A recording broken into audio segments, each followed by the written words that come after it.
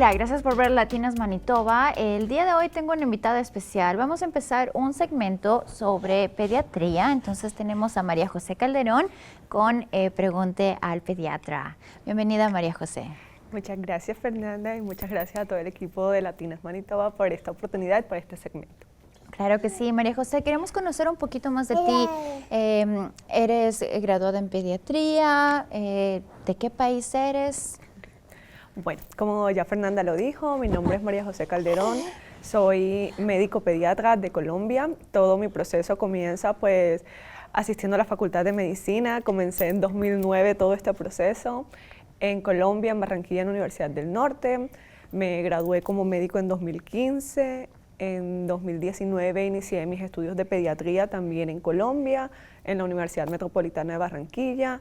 Me gradué en 2023, luego hice un diploma en salud mental, hice un postgraduate en nutrición infantil y actualmente aquí en Canadá estoy haciendo un Master of Management en Providence. Todavía no puedo ejercer como médico pediatra en Canadá porque estoy en el proceso de homologar el título y de obtener mi licencia para poder pues ejercer aquí, pero aquí estamos en esta sección para traer un poquito de información a todas las mamitas y papitos que nos vean. Perfecto, María José. Cuéntanos, ¿cómo te sientes al empezar este nuevo segmento con Latinas Manitoba de Pregunta al Pediatra y qué es lo que te inspiró a llegar acá? Emocionada, realmente parte de mi profesión es la educación, que es lo que en pediatría conocemos como puericultura, que es llevar como mensajes claves a todos esos papás para que sepan cuándo es un buen momento para consultar, a dónde debes dirigirte, si es necesario que vayas a una emergencia o si puedes esperar a una consulta externa, que es lo que llamamos en mi país, que es como un appointment aquí. Y lo que más me gusta, o esta idea surge de, como te comentaba, yo tengo como una página de Instagram de pediatría y ahí tenía muchas ideas, pero en el afán del diario vivir nunca las he desarrollado como tal, entonces de pronto traerla a un espacio como este que pueda tener más alcance y ayudar a más personas, eso me motiva. Perfecto. Sí. Que ella es nuestra otra host. Entonces, María José, empecemos con las preguntas más comunes y frecuentes de nuestras mamitas que nos están viendo. Empecemos por diferentes etapas, por los bebés, ¿ok?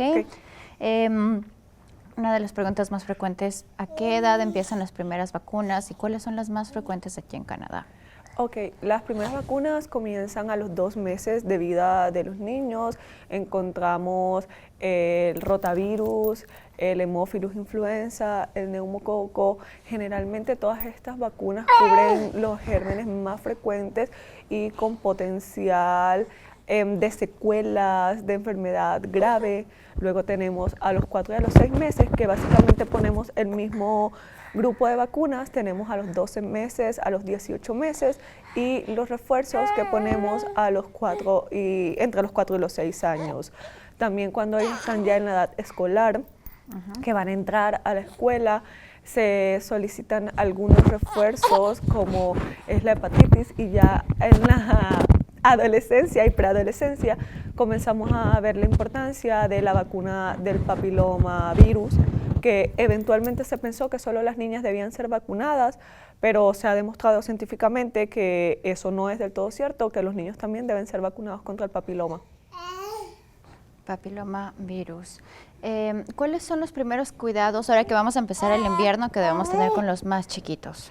Mira, es importante el tema de los cambios de clima. El invierno, pues tú sabes que son aquí, sobre todo en Winnipeg, son temperaturas extremas y ellos tienden de pronto a enfermar un poco, a hacer un poco de enfermedades respiratorias por los cambios de temperatura que se van presentando. Entonces, en general, te diría que una vestimenta adecuada para la temperatura es extremadamente importante, y algo que es de suma importancia, sobre todo en estos países de climas extremos, es la vitamina D. Okay. Sería importante y recomendable comenzar a suplementar desde la mitad del otoño, digamos que comenzar finales de octubre, principios de noviembre, y mantenerlo hasta la mitad de la primavera, ¿Por qué? Porque es bien conocido y bien descrito que parte de la síntesis de la vitamina D se da por la exposición al sol. Y pues el invierno es una época en que, si bien tenemos días, no son días soleados. Entonces es importante. Como siempre, yo recomiendo, independientemente de la estación, el adecuado lavado de las manos, y si tu bebé está en casa enfermo o alguno de la familia esté, pues para evitar el contacto es mejor que lo tengas contigo, porque los niños son como un círculo. O sea, uno enferma, el otro enferma, el otro enferma, y cuando este primero ya estuvo mejor, el último estuvo y se lo vuelve a contagiar. Entonces ellos hacen como enfermedades cíclicas. Entonces tú dices, es que pasa todo el invierno, por ejemplo, con gripa. No, no pasa todo el invierno con gripa. A uno le dio y de ahí a todos les fue dando. Y mientras todos incuban, uno le dio al otro y se repitió el ciclo. Okay, muy interesante. Es muy común aquí el uso de Tylenol para menores. ¿Tú lo recomiendas? ¿Cuál es la dosis? Muchas veces no sabemos cómo utilizarlo. Mira, ¿sabes qué? En mi país es conocido como acetaminofén, Dolex u otras marcas. Okay. Y mucha gente tiende a pensar como, creo que le duelen las piernas, toma acetaminofén. Creo que le va a dar fiebre, toma acetaminofén. Porque creen que el acetaminofén es un medicamento inocuo. ¿Qué quiere decir esto? Que no tiene ningún efecto secundario, pero está demostrado que hay hepatitis por acetaminofén. Hepatitis por acetaminofén. Okay. Entonces no es como que, ay, porque creo que le va a dar fiebre, porque lo siento un poco caliente, se lo doy. No.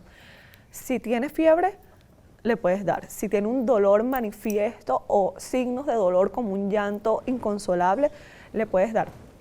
Generalmente una manera fácil de saber la dosis y que usamos en pediatría para instruir a las mamitas en casa es que hasta los 30 kilos la mitad del peso es la dosis del acetaminofén. Okay. Lo ideal es que se dé cada 6 horas de ser necesario, pero tenemos en determinados casos hasta una ventana de 4 horas para repetir la dosis. Bueno, nuestra host tuvo que salir, pero síguenos contando. Estamos hablando del uso excesivo de Tylenol que puede afectar al hígado. Sí, es por la sobredosis, por el uso indiscriminado y por, como te decía, que muchas veces creemos que es acetaminofén, lo usamos para todo y no tiene efectos secundarios. Él al final produce en el hígado un metabolito tóxico que no es eliminado adecuadamente, y la acumulación de ese metabolito es precisamente lo que nos va a producir el daño hepático. Entonces, mi invitación no es a que temamos dar Tylenol a los niños, pero sí que lo usemos con precaución y que no sea como que creo que tiene fiebre. O sea, tengo el termómetro, tiene más de 38, tiene fiebre, doy Tylenol. Pasado los 38. Pasado los 38. Okay. De hecho, mucha literatura dice que fiebre se considera 38.3 si tú lo tomas en la axila, porque ahí puedes tener diferencias. La única temperatura que realmente te dice fiebre con más de 38 es la temperatura anal, pero no es como muy chévere estar tomando temperatura en el ano. Entonces, como generalmente tomamos axilar, valemos 38, pero incluso hay literatura que describe 38.3. Entonces, papitos, si ustedes saben que su niño tiene síntomas de resfrío, no excedamos el consumo el uso excesivo de Tylenol, solo si tiene fiebre considerando 38.3. O 38. 38. Sí, okay. 38 estaríamos bien. O si ya tienes un niño que es capaz de decirte, me duele, o en los lactantes, esos niños que no hablan, que no te lo pueden manifestar, lo podemos ver como un llanto excesivo, que no consuela ni siquiera con los brazos de la mamá, que se toca demasiado alguna parte específica del cuerpo. Eso te va dando como alarmas como hay dolor o hay alguna molestia, algo está pasando aquí. Perfecto. María José, en la primera etapa mencionaste que es importante el uso de vitamina D. ¿Podemos conseguirlo over the counter? ¿Alguna recomendación especial? La recomendación, pues, además del periodo en el que lo vas a usar, es la forma. Pues si tienes niños que no son capaces de deglutir una pastilla que igual es demasiado pequeñita, las gotas son recomendadas. Con las gotas tener cuidado porque generalmente ellas son oleosas. Entonces el asunto es que muchas veces por lo menos nos dicen son 4 gotas todos los días, una vez al día. Entonces sabes que los niños tienden a extruir, que es con la lengua echar hacia afuera lo que les estás aplicando. Okay. Entonces muchas veces lo que haces es como que pones 4 gotas, pero el niño sacó la lengua y creemos que botó una, entonces le ponemos otra. No, ella como es oleosa queda ahí, entonces es como si el niño se chupara el medicamento a medida que hace. O sea, no es como que la botó y como si fuera acetaminofén se perdió la dosis. Ella queda ahí porque Queda es como ahí. un aceite. Perfecto. Entonces no es como que si perdí una gota reemplazo por otra extra, porque no va a pasar. Listo, y vamos avanzando de a poco según las etapas de crecimiento. ¿A qué edad consideras que es adecuado que un pequeñito empiece a consumir sólidos? A los 6 meses. 6 meses. Pero, pues, en pediatría y en medicina todo depende, ¿sabes? Okay. A los 6 meses es el momento en que decimos vamos a lactar, que es iniciar la alimentación complementaria. Y pues se han descrito en los últimos tiempos muchas técnicas de hacerlo. Antes, en la época de pronto de nuestras mamás, nuestras abuelas, todo era en papillas, en purés, triturados, porque tenían miedo de la aspiración. Pero con todo esto del baby-led weaning y estas técnicas que han aparecido recientemente, pues vemos que los sólidos ya como en formas, en trozos, que es como pues llamamos en mi país, también son seguros dependiendo de la manera y con la supervisión adecuada, y también alimentan, que es otro, digamos, tabú entre las mamás, que es como que si le doy, ejemplo, una astilla de zanahoria, no lo va a alimentar como si le doy el puré porque el puré se lo traga y la astilla no. No, o sea, sí lo va a alimentar porque ellos van a ir como triturando o rumiendo ese alimento en astilla y sólido, y también van a ir ingiriendo. Y los niños de verdad que son demasiado inteligentes, ellos ingieren lo que ellos necesitan. O sea, no es como que le di 3, comió una, no comió nada. Sí, sí comió. Okay. Bueno, cuando un niño ya alcanza sus 2 años, un poquito más, y ya consume sus sólidos, ¿cómo se ve el plato de un niño perfecto, adecuado, colorido, con proteínas, carbohidratos? Mira, el balance, Fernanda, es muy importante. Entonces, más que de pronto verlo como lo llené y se veía espectacular, pero no lo comió, es como que pongo. En ellos es extremadamente importante la proteína, porque ellos están en desarrollo. Entonces, yo generalmente lo que hago es este ejercicio. Entonces, la proteína podemos hacerla del tamaño del puñito de la mano. Un puñadito, que es lo que nos cabe acá, podemos hacerlo en carbohidratos.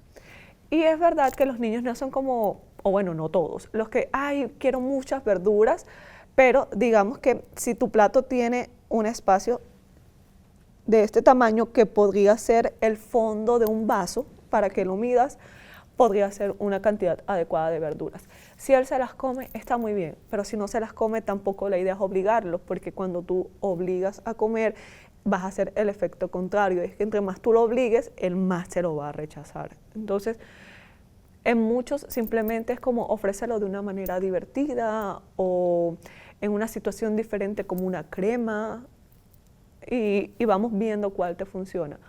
Pero sí, en el balance está todo. No es como que te doy una porción gigante de arroz y te doy nada de proteína o de cualquier carbohidrato que le quieras dar. O sea, ten un balance y pues si quieres puedes jugar con tu manito para ir midiendo las cantidades. Sobre todo porque ya en esa edad ellos, digamos que comienzan a comer un poco más de los que te pedían antes, porque antes de los 2 años su alimentación aún se basa mucho en la leche, independientemente de que sea la leche materna o la leche de fórmula. Ok. Muchas mamitas siempre se preocupan, mi hijo está empezando muy tarde para hablar o para caminar. ¿Son mitos, son verdades? Depende, todo niño es diferente. Sí, es verdad, todos los niños son diferentes. Que se haya demorado un poquito más que el hijo de o que mi hijo anterior no quiere decir que esté en un retraso del neurodesarrollo infantil. No sé si de pronto han notado que a raíz de la pandemia han florecido muchos diagnósticos que alarman a las mamás. Sí. Sobre todo de todo el espectro del autismo y la hiperactividad. Entonces, hoy en día mucha mamita que ve que su hijo a los 7, 8 meses no balbucea, se alarma o que ve que al año no dice palabras claves o palabras claras, se alarma y dice, ¿será que es autista y que no habla porque es autista? ¿Será que tiene un retraso? ¿Será que no es normal? Que es lo que muchas personas comienzan a pensar, o que tiene alguna condición especial. Y no, mira, hay niños que se demoran un poquito más que otros en alcanzar algunos hitos del desarrollo, pero tampoco es como que, ay, sí, la pediatra dijo que se puede demorar un poquito más y tiene 1 año y medio y no dice ninguna palabra. Pues, no. ¿Qué podríamos esperar de pronto 1, 2, máximo 3 meses en lo que normalmente un hito se desarrollaría para que cree la habilidad? Pero no es como que han pasado, qué sé yo, 6 meses del momento en el que debió decir su primera palabra, que es alrededor de los 10 meses, que dicen mamá, papá, y no dice nada, solo balbucea, y ya tiene, digamos, 1 año y medio.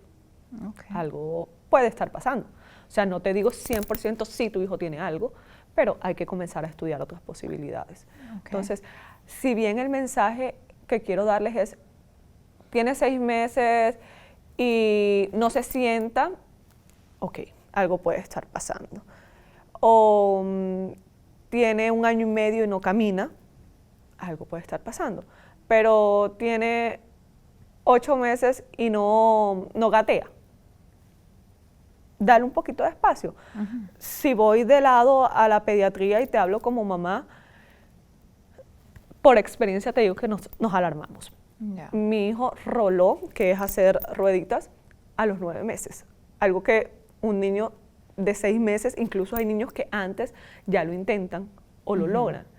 Pero mi hijo no tenía ningún retraso. Simplemente era como esperar y darle su momento. Su tiempo. Un día yo lo vi y estaba rolando y yo quedé como, ¡ah! ¡Ya rolas! Y yo estaba preocupada porque no lo hacías.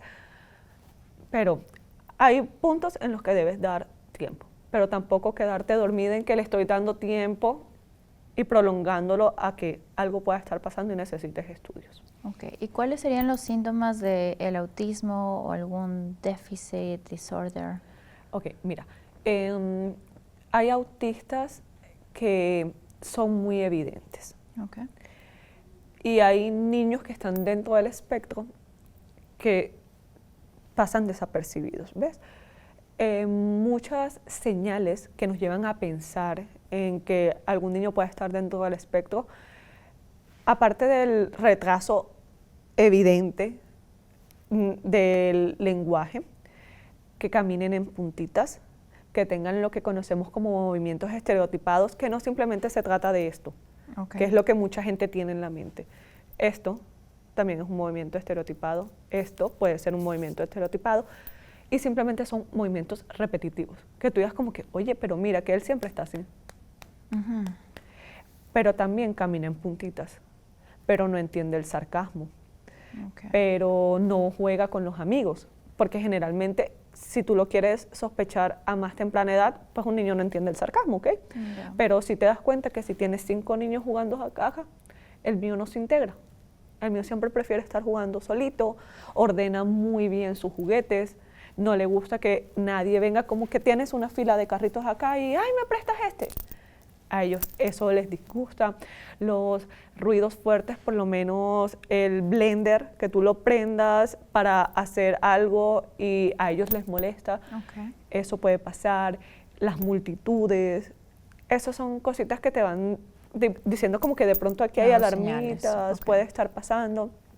Como también podemos tener ese niño que es extremadamente inteligente, que es un genio y que tú no ves muchas otras cosas, pero al final si haces los test o algo de ahí te alarma, te das cuenta que ese niño genio sí es un genio, pero está dentro del espectro. Que alguna vez yo le explicaba a alguna mamá, Steve Jobs es un genio de la tecnología, autista. Entonces no es como que es autista y es disfuncional. No, Messi es autista. Entonces. En Canadá es muy común que se hable de ansiedad, de depresión y que los médicos pues te prescriban medicaciones constantemente a los niños principalmente. ¿Qué opinas de eso? Mira, a mí me gusta mucho ese tema. De hecho, como te comentaba, yo tengo un diplomado en salud mental y yo creo que en especial con los niños hay que tener mucha precaución, sobre todo por los efectos secundarios de los medicamentos antipsicóticos en toda su gama, y porque no necesariamente si un niño tiene indicios, síntomas o muestras de ansiedad o depresión necesita ser medicado. Yo creo que una buena red de apoyo y una buena terapia son el mejor inicio para todo paciente. Sin embargo, tampoco te puedo decir o demeritar el criterio de cualquier especialista que lo indique, porque sí hay casos en los que llegar al punto de estar medicados es totalmente necesario. Pero pues si estamos en el inicio, yo creo que hay otras formas, otros tratamientos que podemos, otros cambios en el estilo de vida que podemos comenzar a inmiscuir en la rutina diaria de los niños que nos pueden ayudar. Si ya en determinado punto necesitamos medicar, pues eso hay que hacerlo. Tener en cuenta que no hay que medicar para toda la vida. No es la primera opción. No es la primera opción y no es para siempre. O sea, es temporal. Y que muchas mamitas tienden a decir en la consulta como que, pero es que desde que les doy eso está dormido, está como sonso, como que no reacciona bien. Y pues sí, son los efectos secundarios de ese tipo de medicaciones. ¿Y este tipo de medicaciones se van retirando poco a poco? Sí, así como no se introducen con una dosis, digamos, máxima, sino que se van introduciendo paulatinamente, así mismo se retiran. No es como que mi hijo está medicado con antidepresivos y el tratamiento es hasta hoy y ya mañana no toma más así de un todo. No, o sea, vamos quitándolos paulatinamente. Poco a poco. Muchas mamás se preocupan cuando es el momento de poner a los niños a dormir. A veces hay niños que están más despiertos de lo común y se llega a utilizar la melatonina, que es muy común acá en Canadá. ¿Qué opinamos del uso de la melatonina? ¿Recomendable o en qué casos? Mira, yo creo que una buena rutina de sueño hace la diferencia. Okay. Y eso no es como que tienes 7 años y ya te obligo a dormir. No, eso es algo que tenemos que ir creando día a día, y si tenemos niños chiquitos y podemos irlo haciendo, mucho mejor. La melatonina, si tú me preguntas, ¿la usarías? Sí, sí la usaría. Me parece que es muy buena, que es muy útil, pero que no es lo mejor para los niños. Creo que si podemos crear una rutina sin melatonina sería lo mejor, sobre todo si estamos hablando de niños pequeños. Ya si estamos hablando de un adolescente, bueno, somos más laxos porque tendemos desde algún punto de la adolescencia en tratarlos como casi que adultos. Y sobre todo en muchos por el peso, aunque aquí en Canadá pues vemos que el sobrepeso es muy común y en ocasiones pues puede que desde antes, desde la adolescencia temprana se pueda hacer, pero si me hablas de un escolar, de un preescolar, que son estos niños menores de 10 años, yo te digo, no la uses. Si tienes como crear una buena rutina de sueño y unos buenos hábitos, enfócate en eso. Perfecto. Los celulares, la tecnología están de moda. ¿Cuál es tu recomendación? ¿Cuántas horas máximas al día es lo adecuado para un niño? ¿Y de qué edad? Si tienes un niño menor de 2 años, dile no a la pantalla. Absolutamente no. Es extremadamente difícil, yo lo sé. Eso es casi que imposible, porque siempre tenemos como que el televisor con la música de niños, o que vea algún tipo de caricaturas o estas cosas que son muy de moda, pero si vamos a la evidencia científica, menos de 2 años, 0 pantallas. Ya a los 2 años, pues de pronto comienzas a introducirlas, pero lo recomendable es que no hagas más de 1 o 2 horas mucho al día, preferiblemente que no sean continuas, que sean un poquito más espaciadas. Tratar de no exponerlo tanto a las luces parpadeantes de la pantalla, que yo sé que es difícil, y sobre todo porque algunos videos, como cambian la escena, tienden a parpadear mucho, pero si puedes encontrar uno que sea un poquito más plano, sería mejor. Ya desde la edad preescolar, que inicia a los 6 años, pues ya con eso puede ser un poco más laxo, pero no es como que llegó del colegio y vio televisión hasta que se acostó, o vio la tableta hasta que se acostó. Ya puedes negociar, de pronto vamos a ver media hora en vacaciones, media hora en la mañana, media hora en la tarde, antes de dormir nada, porque está demostrado que la exposición a las pantallas antes de dormir afecta el ciclo del sueño y también pues te interrumpe tu rutina si la quieres tomar. Preferiblemente que no vean nada violento y sobre todo si los vas a permitir antes de dormir, porque puede generar pesadillas en los niños y eso es real, eso no es un mito. Si tienes un niño epiléptico, mucho cuidado con las parpadeantes, porque pueden ser detonantes de convulsiones. Entonces, mucho cuidado en eso. Yo creo que una buena supervisión también es básica, o sea, son niños, pero tú sabes que los niños ponen el dedito donde sea y hay contenido que no es de niños. Sobre todo en los últimos tiempos que estamos viendo todo este tipo de retos virales en internet que pues pueden ser incluso mortales. Entonces, si ya tienes un preescolar al que le vas a permitir el uso de la tableta y de las pantallas, pues la supervisión es clave. Perfecto. Los niños que ya están en un grado 2, grado 3, por los amiguitos, ya quieren usar la tecnología, celulares, videojuegos. ¿Qué tipo de recomendaciones hay con los videojuegos, en especial los de ahora, Roblox? ¿Qué precauciones los padres debemos tener? Bueno, mira, Fernanda, pues si hablamos médicamente, digamos que los videojuegos son una exposición a pantalla. Entonces, pues tú tener como todos los cuidados de las supervisiones a pantallas. Últimamente estuve leyendo sobre algo que hay detrás del Roblox, que es como un mensaje subliminal detrás para los niños. Así que yo creo que la supervisión es básica. Yo sé que tú no puedes evitar que tu hijo quiera o juegue si tú no estás con otro niño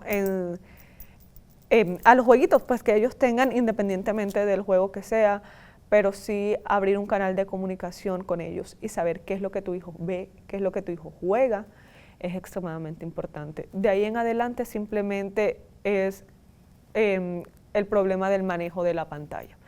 Lo del tema pues ya de qué tipo específicamente de juego o de contenidos ellos ven, creo que es más del tema de manejo de padres, que más como una situación médica. Alarmante en concreto. ¿Y tienes alguna recomendación para que enviemos una lonchera saludable a los niños? Sí, mira, dentro de las recomendaciones y sobre todo por lo que he visto aquí, es como las comidas como precocidas, tratar de evitarlas. Pues si tú puedes cocinarle a tu hijo en la casita, es mejor. Bajo sal, bajo azúcar, pues desde que vine acá, sí, todos comemos azúcar, pero yo sé que aquí lo dulce es dulce, de verdad dulce. Entonces, bajo contenido de azúcares, si puedes enviarle frutas dentro de la lonchera estaría fantástica. Recientemente que mi hijo entró al kindergarten, pues en su kindergarten te piden 2 meriendas y un almuerzo. Entonces, tratar de que estas meriendas, que son como los snacks, sean frutas, yogures bajos en azúcares, puedes optar por los quesitos que ellos ya vienen, o si tú tienes un queso y lo quieres partir, eso es un muy buen lácteo, una muy buena fuente de grasa.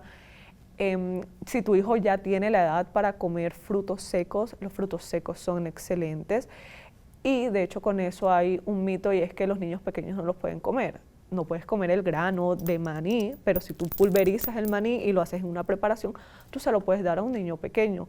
Y pequeño me refiero a un niño de 1 año. Entonces es como buscar la manera en que se lo vas a preparar. Y si estás en un almuerzo, tratar de que sea lo más saludable posible. Si tu hijo no come verduras, no lo obligues, reemplazarlo por una fruta que a él le guste, que igual también va a estar bien. Perfecto, vamos subiendo de etapas. ¿Cómo nos damos cuenta que un niño está sufriendo de abuso o de bullying en la escuela? Mira, los niños, a pesar de que no hablan abiertamente muchos de qué es lo que les pasa, sí se les nota. Y nosotros como mamá conocemos perfectamente a nuestros hijos, así que sabemos cuando hay algo raro. Un niño que cambia drásticamente su forma de ser. Por lo menos un niño que era alegre, que era amoroso y comienza a ser retraído, ponle cuidado. Un niño, sobre todo en los adolescentes, que ya se encierran mucho en su cuarto, que no les gusta hablar con nadie, que no te mantienen la mirada, que no dan oportunidad a ningún tipo de conversación por la más simple que sea, tenle cuidado. Un niño que no quiere ir al colegio, que era feliz en su colegio y comienza a hacer lo que llamamos berrinches pataletas antes de ir al colegio, que se niega, que rechaza directamente a una persona puntual, tenle cuidado a ese niño. La forma en que los niños dibujan. Muchas veces decimos como que, ay, sí, dibujó rayas negras, o un muñeco llorando, o un muñequito despelucado. Mira, los dibujos te dan más señales de lo que tú crees. Okay. Generalmente los niños, sobre todo los niños en edad preescolar y escolar, hablemos hasta los 10 años por ahí, tienden a dibujar lo que ellos ven del mundo, que es un mundo de color. Si eso tiende a cambiar y ya ellos comienzan las escalas de grises, los muñequitos de los pelitos parados o estos muñequitos que salen como agarrándose las manos así, ten cuidado a lo que tu hijo dibuja, ten cuidado al contenido que ve, porque ellos cambian incluso el contenido que ven, la manera en que se comporta, se mueven entre la gente. Todas estas son como banderas rojas y ya directamente si estamos hablando de un adolescente lo hace más notorio y sobre todo por los comentarios, como por lo menos como que no, es que X persona no me quiere, X persona me discrimina, es que yo creo que en el colegio estarían mejor si yo no voy a clase, es que yo creo que en casa habrían menos problemas si yo no estoy. Ellos ya de pronto lo exteriorizan más o tienen conductas más marcadas que te alarman de pronto de manera más temprana. Perfecto, María José. ¿Qué tipo de vacunas ya en esta etapa son las más recomendables, más frecuentes? Muchas veces el cambio de país varía, ¿no? En los adolescentes, sí. El papilomavirus, okay. La influenza y el neumococo. Influenza es todos los años, ¿no? Aquí en Canadá. Influenza es todos los años. Okay. Incluso en Colombia influenza es todos los años. Sí, ok.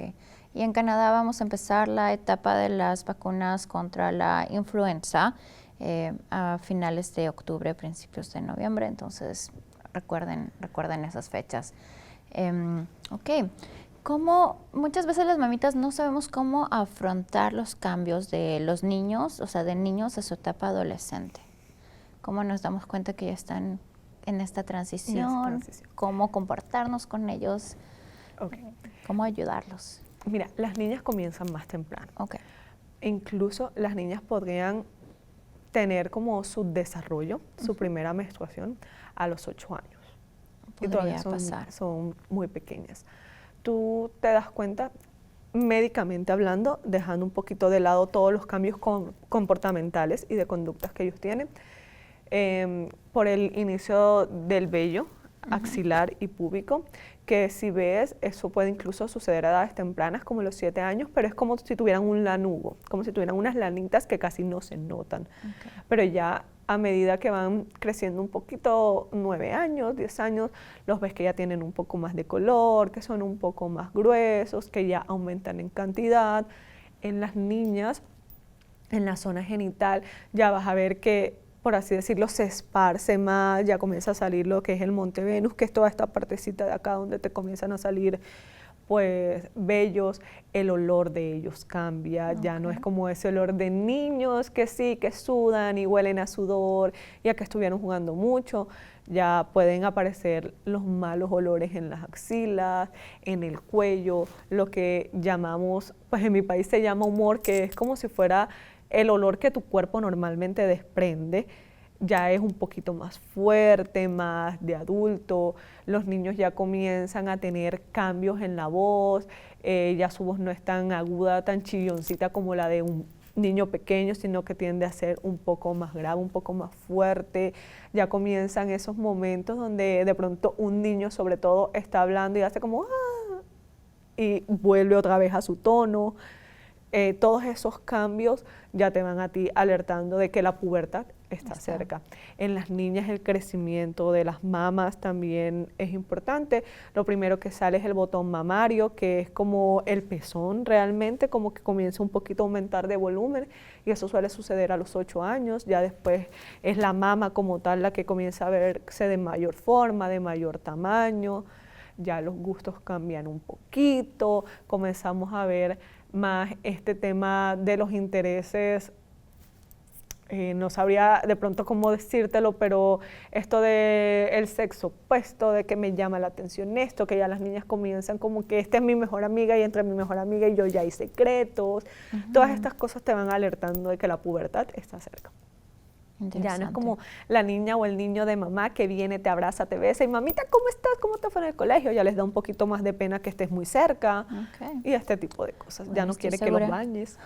Van a nacer muchas preguntas cuando toquemos este tema en los próximos segmentos. Claro. Sí, entonces es importante que estemos siguiendo a María José, siguiendo Latinas Manitoba, sí llegamos a tener más preguntas para nuestro próximo segmento. María José, ya en la etapa de la adolescencia, continuamos con el tema de depresión, ansiedad, los chicos empiezan a comer más, ya nos hablaste de cómo medir proporciones adecuadamente para una dieta saludable. ¿Qué más debemos tomar en cuenta? Mira, ya en los niños, pues que ya no son niños, ya son adolescentes y ellos mismos te dicen, ya yo no soy un niño, ya no soy un bebé, estoy grande.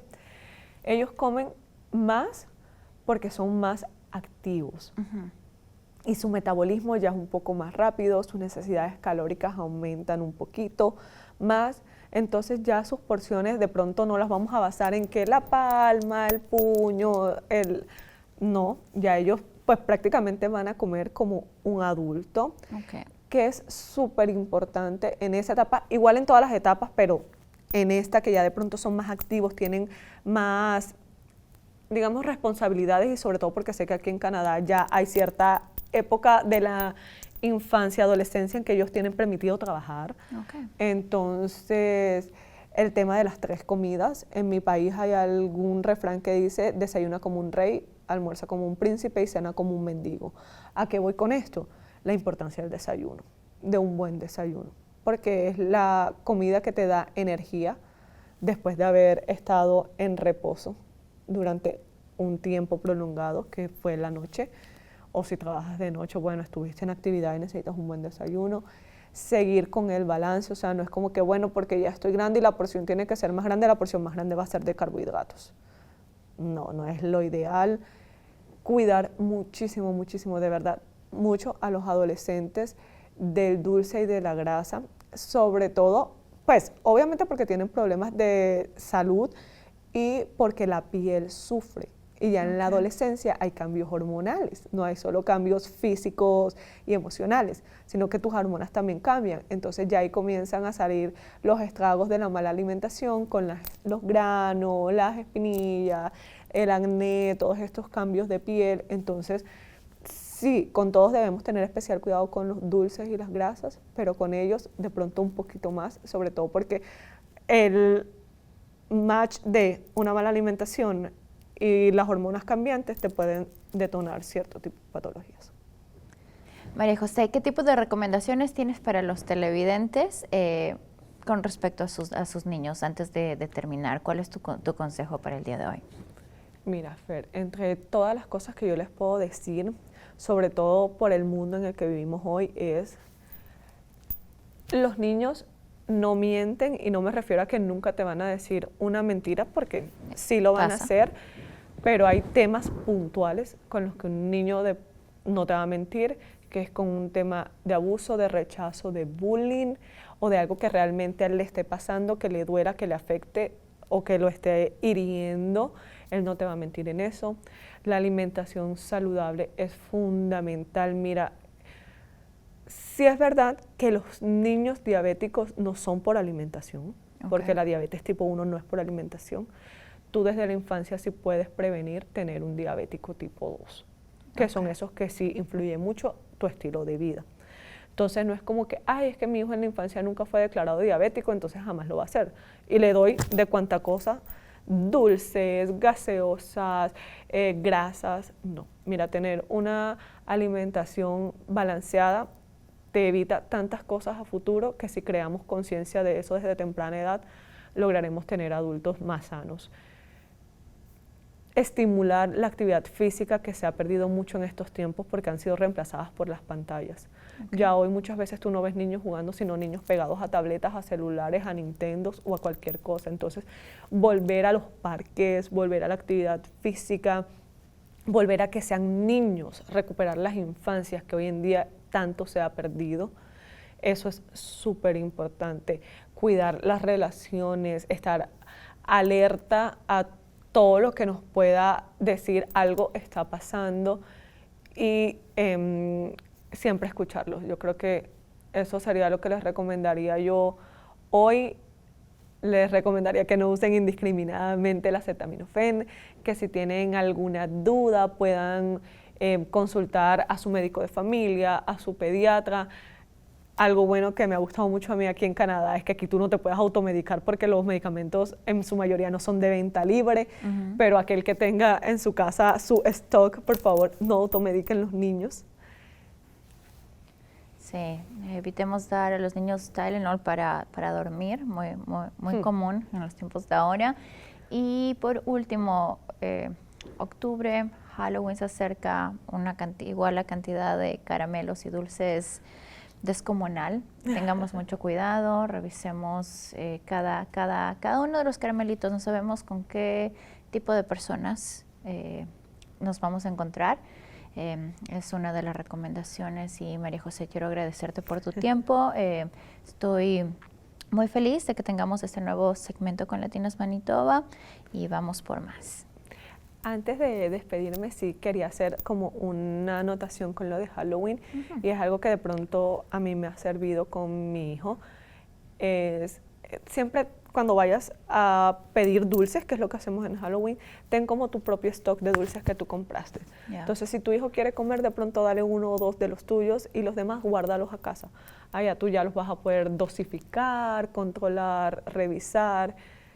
Y sí, es verdad, tú no sabes a qué te enfrentas. Nosotros decimos, bueno, Canadá es un país súper seguro, pero nadie conoce el corazón de los demás. Gracias. Gracias, Fernanda, por este espacio. De verdad, espero que haya sido de mucha utilidad, que si tienen muchas preguntas se las dejen a Fer, la hagan saber y podamos eventualmente resolverlas. Y qué bueno que estemos en este espacio. Muchas gracias. Muchas gracias por vernos. Recuerden seguirnos en nuestras redes sociales y ver nuestros episodios en Rogers TV. Hasta la próxima.